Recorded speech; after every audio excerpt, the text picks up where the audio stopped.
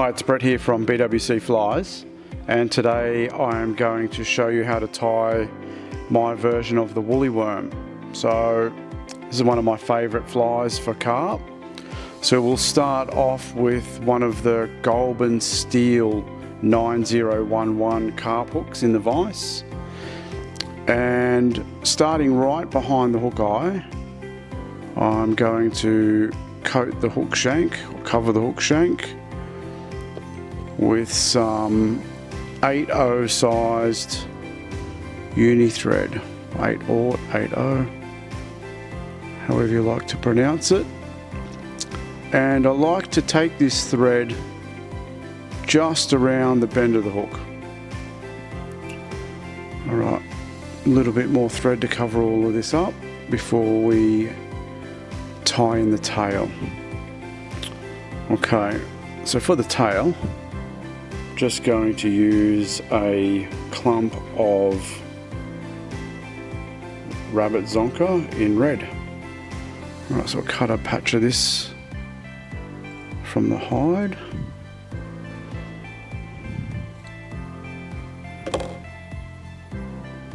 Okay, just get rid of that loose stuff in the bottom there. And what I want the tail to be around the similar sort of length as the hook shank, just a smidgen longer. Okay, so there we go. Just thumb and forefinger pinch. I'm going to bind that in just like so. Okay, let's clip off those little butt ends just there. That looks pretty nice. Now I like that thread to extend around that hook shank, because under UV light that thread just pops a little bit, so I like that just to show up underneath of that tail. Okay, next step is to tie in our hackle. So what I like to use is a grizzly saddle hackle. So I've got one that I've prepared just here. What I do to it, I just like to run my thumb and forefinger along the stem, just to make sure that the barring looks pretty good and the bars or the barbs are all about the same sort of length. Then at the tying point,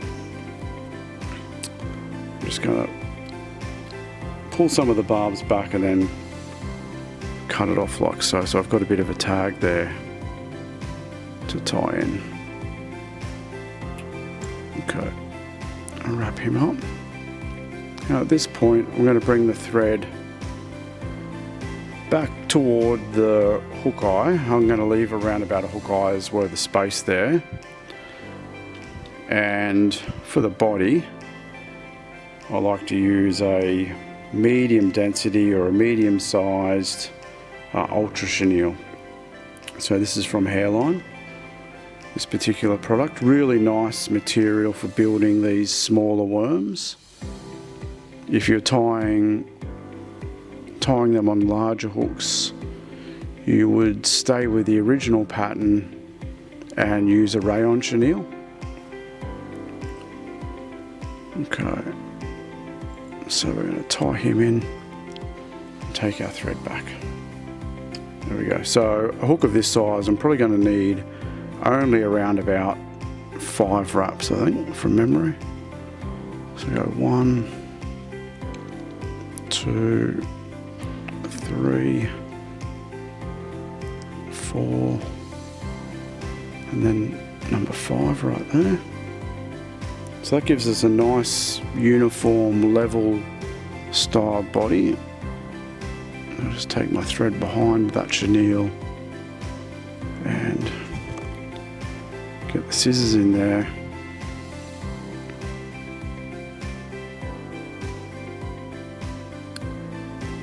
Be careful at that point not to cut your thread. Okay, so with my saddle hackle, that's ready to come forward. And if the body took around 5 wraps, then what I want to do is find I suppose the groove between each wrap and bury the stem of the feather down inside. So I like to tie these flies fairly quick, so I don't use any additional wire, ribbing or anything like that. And we'll put an extra wrap just around the head, just like so. Now the beauty about saddles is that when they're really nice and long, you can get multiple flies per single feather. And whilst there's still some length in the feather, you don't really need to use your hackle pliers. So, alright, so I'm ready just to find the stem. There we go, cut that away. Again, be pretty careful. Some good quality fine pointed scissors make that job nice and easy.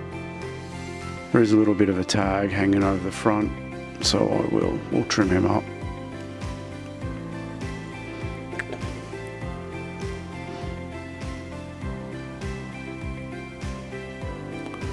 Clean out that area there, just around the hook eye. That's looking pretty nice. We're really ready now just to whip finish the fly and then it's done. Okay, so I'll just do a hand whip finish on this one. Take it around 4 or 5 times.